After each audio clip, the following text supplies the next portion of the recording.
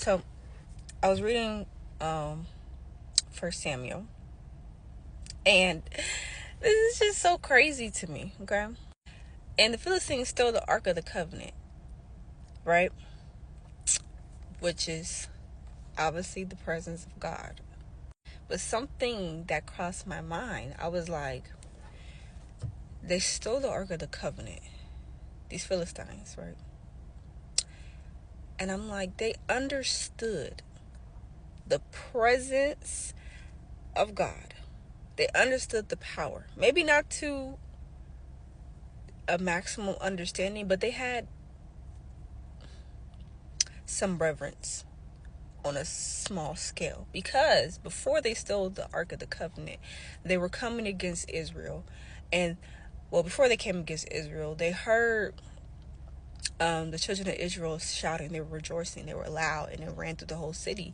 And the Philistines were like, well, why are they rejoicing? What's going on? And they're like, they have the Ark of the Covenant, and fear came upon them. So I feel like they had some reverence of fear, or some understanding that this is their God, this is their living God. Because they're like, what are we going to do?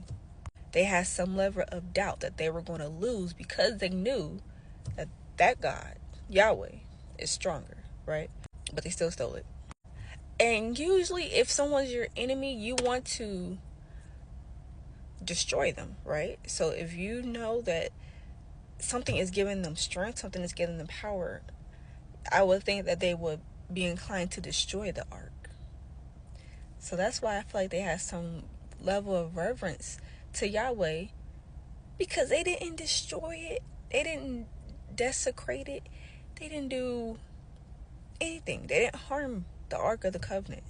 In fact, they placed it in their demonic temple and had a rude awakening. They thought they could almost copy, dang near have a counterfeit version of the favor of what they saw upon the children of Israel. Because why would they put it in their temple? So it says, no, the Philistines never messed up or destroyed the Ark of the Covenant in 1 Samuel chapter 5-6. After they captured the Ark of Israel in battle, they placed it in the temple of their god Dagon. However, Yahweh demonstrated against them in several ways. So number one, Dagon, their idol, their statue, fell. So the first morning, after placing the Ark of the Covenant in Dagon's temple, they found that the idol was face down. And then they set it back up the next morning. And then it fell down again with its head and his hands broken off. That's 1 Samuel 5:1-5. Number two, plagues and affliction. The Lord struck the Philistines with several afflictions. Some translate this as tumors or boils, causing suffering. And they feared the ark, so they gave it to somebody else. They moved it to Gath. Same thing happened to Gath. And then they moved it to Ekron. Same thing happened to them. That's 1 Samuel 6:4-5. And then eventually they returned the Ark of the Covenant. So recognizing that the Ark was bringing them destruction, the Philistines decided to send it back to Israel, as they should.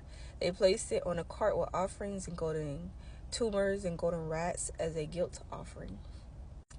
I like in the King James Version, it said trespass offering. They trespassed against the Lord and they recognized it. Jesus.